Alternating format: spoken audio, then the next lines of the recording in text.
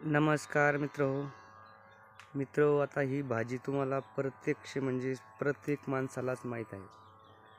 ही भाजी कोणती आहे आणि हिचं कोणतं नाव आहे हे बघा. आता तुम्ही ओळखून घ्या. आता ही भाजी एवढं आहे की याला अनेक अनेक भागामध्ये अनेक अनेक नावं घेतली जातात. कोणी याला काय म्हणतंय आणि काय नाही. मात्र आमच्या भागामध्ये याला आहे ना पोथीची पानं म्हणतात. पोथीची.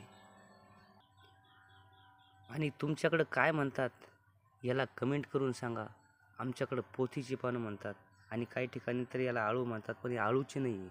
हे वेगळं आळूचं म्हणजे पोथीचा प्रकार आहे. आळू वेगळा असतो. हे बघा आता तुम्हाला भरपूरसे पानं झालेले आहे. आता फुकट जर न्या म्हटलं ना तर कोणी नेणार नाही. हे बघा. आणि बाजारात घेऊन गेलं ना तर फुकट मागतील आणि 2 रुपयाला व्यापाऱ्याजवळून 2 रुपयाला एक पान घेतात. आणि माझ्या शेतात भरपूरसे आहे. तर कोणी ना त्याला चारण्याला सुद्धा एक पान घेणार नाही. आता याला आहे ना आपण पेंड्याच्या पेंड्या कापून फेकणार आहे. आणि याला कोणाला जर न्या म्हटलं ना तर नेणार नाही. आणि जेव्हा त्याचा तुटकाळ पडला ना तेव्हा मात्र मागतील. तेव्हा म्हणतील पैसे घ्या तर आम्हाला द्या. आणि आता भरपूरसे झालेले आहे पावसाळ्यामध्ये. आता कोणी नेत नाही. आता मला याला कापून टाकावं लागणार आहे.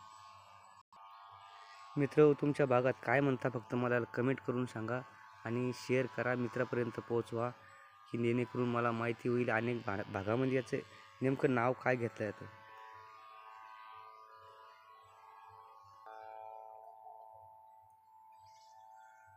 आणि चॅनलवर नवीन असाल सबस्क्राईब करा, शेअर करा, लाईक करा आणि मित्रापर्यंत पोहोचवा. आणि याच्यामध्ये भरपूरसे गुणधर्म आहे. हे खाल्ल्यावर आपल्याला बरेचसे आजारावर पण याचा अनुभव आहे. आणि हे खाल्ल्यावर काय होतं हे आपल्याला माहीत आहे. आता ही एक बघा. आता ती आपली एक रानभाजी. आता ही भाजी तुम्ही ओळखत असाल आणि नसाल बी ओळखत ना, हिला आंबाडा म्हणतात. ही आंबाडा जर आपण तिसऱ्या दिवशी जर सेवन केला ना, फक्त याच्यासोबत आहे ना फक्त मिरची आणि मीठ आणि भाजी करून जर खाल्लं ना, कसाही तुम्हाला शुगर जाणवत असलं तर हे आपल्याला कंट्रोलमध्ये ठेवण्याचं काम करतं आहे. आणि याचा अजून अनुभव घेतलेला नाही लोकांनी. लोक फक्त आपल्याला शुगर झाली दवाखान्यात चला. हे बघ फक्त आठवड्यात 3दा खा. आणि जर याचा नाही गुण आला ना तुम्ही मला कॉन्टॅक्ट करून विचारा. धन्यवाद.